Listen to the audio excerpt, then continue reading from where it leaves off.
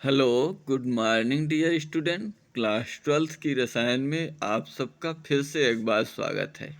मैं एएन त्रिपाठी आप लोगों को जैव अणु के अंतर्गत दूसरे महत्वपूर्ण घटक प्रोटीन के विषय में बताने चल रहा हूँ। प्रोटीन्स जो कि हमारे जैव अणु का महत्वपूर्ण दूसरा घटक है। हम लोगों ने इससे पहले कार्बोहाइड्रेट के विषय में पढ़ा। प्रोटीन्स ये एमिनो अम्लों के बहुलक होते हैं। बहुलक माने कि जिसके कई एक अणु जुड़े हों, बहुत से अणुओं के जोड़ने से बना हो। एमिनो अम्लों के कई अणुओं के जोड़ने से बहुलक का निर्माण होता है। जब एमिनो अम्ल के कई एक अणु परस्पर जुड़ते हैं तो प्रोटीन्स का निर्माण करते हैं तथा जीव के शरीर की संरचनात्मक व मुख्यतः कार्यात्मक इकाई की तरह व्यवहार करते हैं। प्रोटीन्स यहाँ पर दिखाया गया है। प्रोटीन का जब जल अपघटन होता है तो पेप्टाइड्स बनते हैं, और जब पेप्टाइड का जल अपघटन होता है तो अल्फा एमिनो अम्ल का निर्माण होता है। यानी कि जब प्रोटीन को हम अपघटित कराते हैं, जल मिलाकर के तोड़ने का प्रयास करते हैं, तो पहले पेप्टाइड्स बनते हैं, फिर एमिनो अम्ल बनते हैं। एमिनो अम्ल क्या है? वे कार्बनिक अम्ल जिनमें एमिनो समूह बॉन्ड NH2 को एमिनो समूह कहा जाता है उपस्थित होता है, एमिनो अम्ल कहलाता है। यहाँ पर एमिनो अम्ल की संरचना बनाई गई है अल्फा एमिनो अम्ल। यहाँ पर इधर पार्श्व श्रृंखला होगी, जैसे CH2 करके ऐसी श्रृंखला होती है। मेथिल, एथिल, प्रोपिल, ब्यूटिल कोई सी भी हो सकती है। यहाँ पर CH ये दिखा दिया गया है, C बॉन्ड H, और यहाँ पर ये NH2 एमिनो समूह को कहता है। ये कार्बोक्सिल समूह COOH, यही अल्फा एमिनो अम्ल की संरचना होती है। इसे बना लेंगे। एमिनो अम्लों का सामान्य सूत्र NH2RCOOH होता है, इसका सामान्य सूत्र होता है, तथा बॉन्ड COH समूह से जुड़ा कार्बन परमाणु अल्फा कार्बन परमाणु कहलाता है।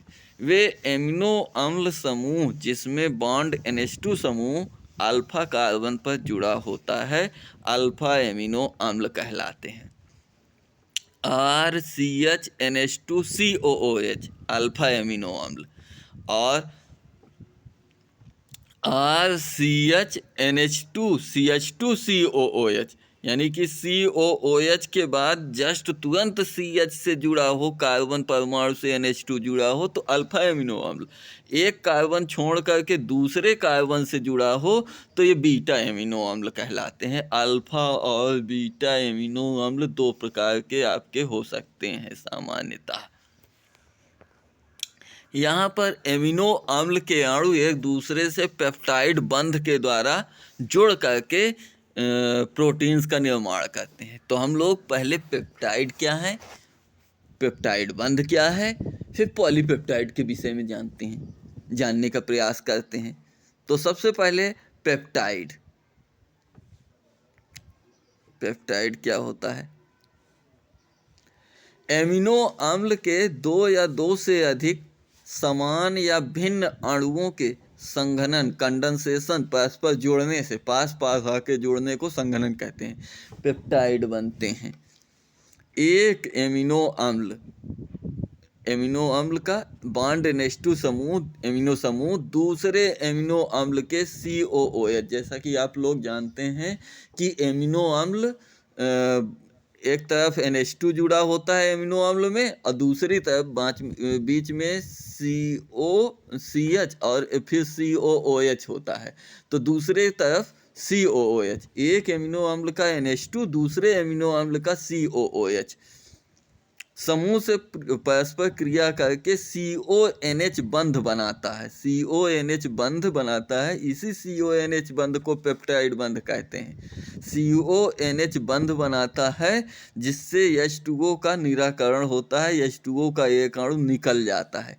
इस प्रकार बने CONH बंध को पेप्टाइड बंध या एमाइड बंध कहा जाता है। यहाँ पर दिखाया गया है संघनन की क्रिया।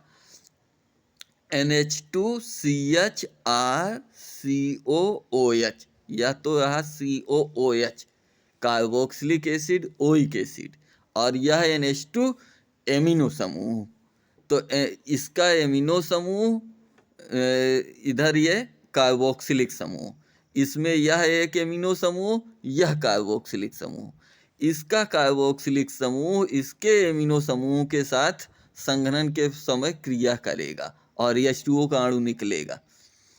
तो बनेगा क्या, इसमें संघनन के फलस्वरूप यहाँ का ये OH हट गया, यह एक H हट गया, ये H2O के रूप में हट गया। तो NH2 बॉन्ड CHR, यह CO बचा CO, फिर ये NH CHR COOH, यही डाइपेप्टाइड अणु बन गए ये दोनों, और इस बंध को हम पेप्टाइड बंध कहते हैं। अब हम लोग डाइपेप्टाइड अणु के पश्चात अब पॉलीपेप्टाइड के विषय में पढ़ते हैं।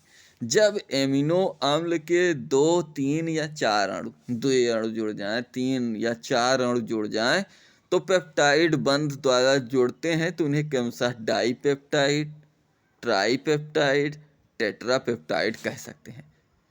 अगर 2 अणु जुड़ा है तो डाइपेप्टाइड, एमिनो अम्ल के 3 अणु जुड़े हैं ट्राइपेप्टाइड, 4 अणु जुड़े हैं टेट्रापेप्टाइड। किंतु यदि जब एमिनो अम्ल के असंख्य अणु जुड़ जाएं, कितने कि हम काउंट ही ना कर सकें कितने जुड़े हैं, तो उसे पॉलीपेप्टाइड बंध द्वारा जुड़े हों, तो इस क्रिया को पॉलीएमाइड या पॉलीपेप्टाइड कहते हैं। देखते हैं अब आगे पॉलीपेप्टाइड अणु किस प्रकार से जुड़ते हैं। पॉलीपेप्टाइड अणुओं के विषय में ये कुछ इसका, अच्छा